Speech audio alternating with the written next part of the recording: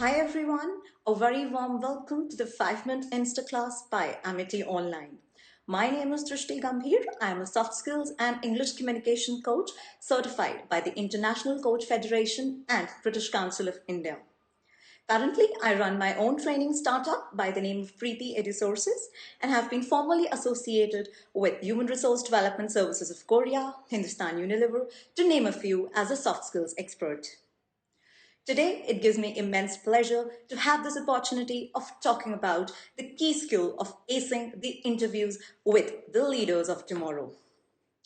As a matter of fact, interviews are an integral aspect of the selection process.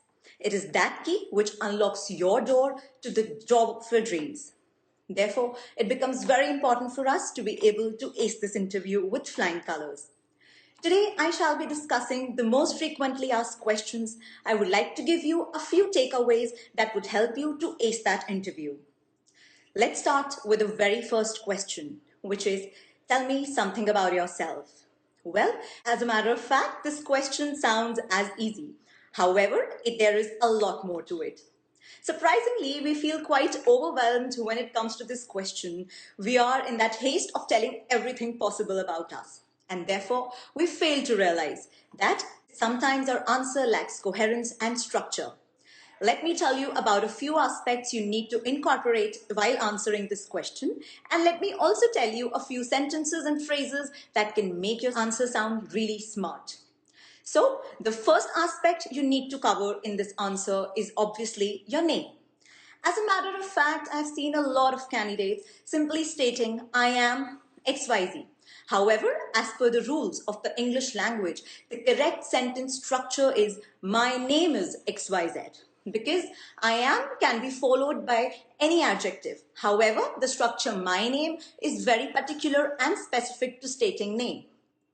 Next, we need to talk about our education. Now, I've seen candidates stating all the qualifications and credentials they have gathered. Well, that's not how you put it forth. Rather, you need to talk about the highest qualification. For example, you can simply say, I am a business administration postgraduate from IIM Indore. Now, coming to the next aspect, which is work experience. Work experience plays a very crucial role. Therefore, you need to clearly state your organization and the last job role you have taken. This not only helps the interviewer to assess your candidature, but also put forth your confidence. Now, coming to the next aspect, which is your interest. You really need to state your interest. However, you need not talk about all the interests. You can pick up one. For example, if you like to listen to music, you can simply say, I am a music enthusiast. Next, you need to talk about your future goals. Now, there might be a possibility that you really are not clear about a specific future goal sitting there. But do make sure that you give a general gist of it. For example, you can say, as a matter of fact, I'd like to widen my horizons in the arena of finance. You need to show your commitment to the field you're currently working in. The next question, which is prominently asked, is tell me about your strengths and weaknesses. Now, all of us have this habit of randomly throwing adjectives when it comes to talking about strengths. For example, I'm a hardworking person, I'm a team player, this, that, but that's not how you do it. Rather, you need to back up everything you say. For example, if you're saying I'm a team player, back it up with an instance. You can talk about an instance where in your previous organization you have proved to be a team player. So with every trait you're talking about becomes very important for you to back it up with an instance. Now, coming to weaknesses. Trust me, it's very difficult for us as humans to talk about weaknesses.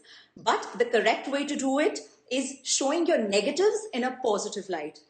For example, if you know that you sometimes miss deadlines or you tend to cause delay, so instead of saying it in this way, you can say, well, I'm a bit detail oriented and therefore sometimes I tend to miss deadlines. Now you've stated that yes, you do miss deadlines, but you've also stated that you are detail oriented. You are someone who looks up to perfection. So these were the few key takeaways which might help you in your future job interviews and help you get that job of your dreams. It was a wonderful session and I hope I would be able to help you in the future as well. If there's any question, please, I'm open to questions.